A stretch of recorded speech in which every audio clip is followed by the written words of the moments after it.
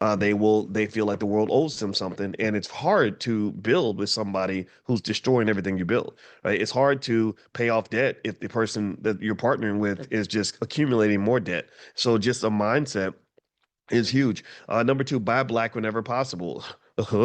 Right? We spend so much time talking about which white business we're going to boycott, which means that once they stop their behavior, we're going to start giving them our money again. I don't participate in the boycotts, not because I don't agree, but because I'm like, well, would you please stop boycotting your own businesses? Because you've been boycotting black businesses for a long time. Why? Well, because your financial consciousness doesn't even include black businesses. When you consciously think about where to spend your money, you're not even considering the black guy. So the black guy isn't just he's not being boycotted. See, I got to respect you to even take the time to boycott you. Do you understand what I'm saying? Like, in order for me to get mad at you and to fight with you, I got to even acknowledge your existence. That's why I always tell you, like, don't be fighting with your ex. Don't be talking about your ex. Don't be hating on your ex, because what you're doing is you're showing respect to that person. Like, if I really want to disrespect you, let me know if you follow what I'm saying. This is a consciousness discussion here. Let me know if you get this. If you really want to annihilate someone just from your just really really reduce them to nothingness, take them out of your sphere of consciousness. Like, don't even think about them.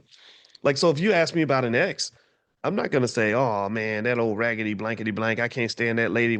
I hope she's burning in hell." No, that's me honoring her, honestly. But really the way to the really way real way to show that I've like kind of elevated is to say, gosh, oh yeah, that was an interesting experience. I hope she's doing well. I've moved on. I'm indifferent.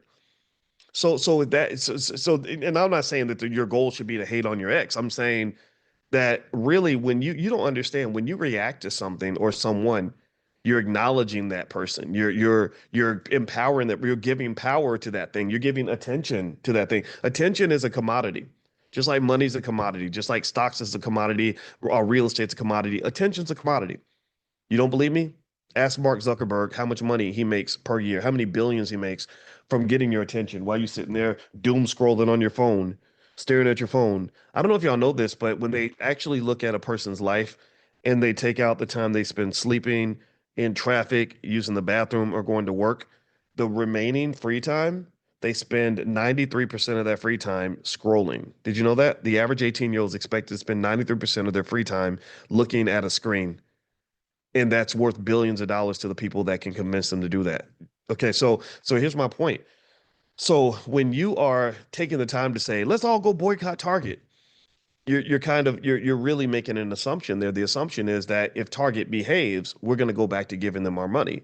The assumption is that we were already giving them money in the first place. That's the only way you can boycott someone and make it work, is if you were already giving them money in the first place. Black-owned businesses don't even get in that conversation because you weren't giving them money anyway. Do you understand? All right. So rather than focusing on what you hate, my argument, my hope, my if I was, I don't know if Jamal Bryant will ever talk to me again, because I think I probably said enough things to irritate people, but I stand on what I say. I don't back off of that. If I really want to deal with Target, then I don't even talk about Target. I say, instead of talking about what I hate, I'm gonna talk about what I love. Instead of talking about what I'm mad about, I'm gonna talk about what I can be happy about. Instead of talking about what I'm against, I'm gonna talk about what I'm for. Love is the strongest force in the universe. Hate is just sort of this inferior resistance level. So rather than me talking about how much I hate Target, I'm gonna talk about how much I love black-owned businesses.